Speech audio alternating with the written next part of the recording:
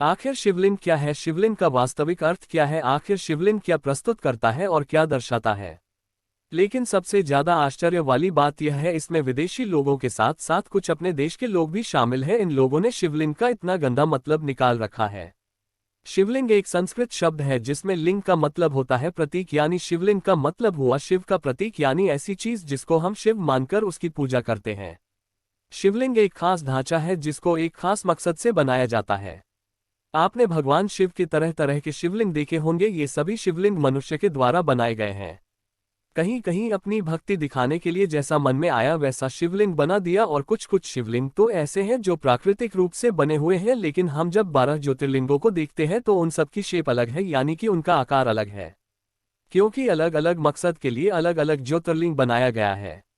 इनमें से कुछ शिवलिंगों को सेहत के लिए बनाया गया है, तो कुछ शिवलिंग को खुशहाली के लिए और कुछ को ध्यान साधना के लिए। लेकिन इन सब चीजों में एक चीज समान है, ये सभी शिवलिंग अलौकिक है। इसका सरल अर्थ यह है कि शिव किसी स्त्री या पुरुष का प्रतीक न होकर संपूर्ण ब्रह्मांड, आकाश, शून्य और निराकार का प्रतीक है। उन्हें किसी चीज में नहीं रखा जा सकता क्योंकि वह खुद एक प्रतीक है। अगर आप वैज्ञानिक द्वारा ली गई कुछ तस्वीरें देखें तो आप पाएंगे कि हमारा भगवान शिवलिंग से मिलता जुलता है। स्कंद पुराण के अनुसार आकाश स्वयं एक लिंग है और शिवलिंग समस्त ब्रह्मांड की दूरी है। शिवलिंग अनंत है, इसकी ना तो शुरुआत है और ना ही कोई अंत।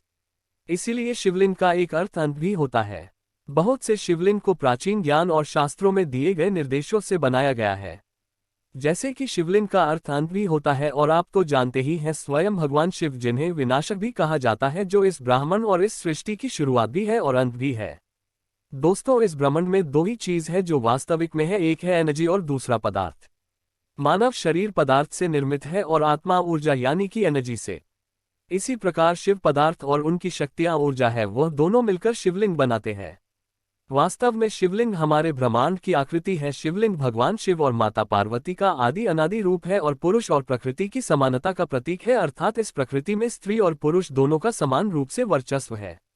शिवलिंग से जुड़ी एक कहानी भी है। ये सब तो आप जानते हैं, ब्रह्मा सृष्टि के रचयिता और विष्णु पालनहार, और सृष्टि को संतुलित करने के लिए भगवान शिव है।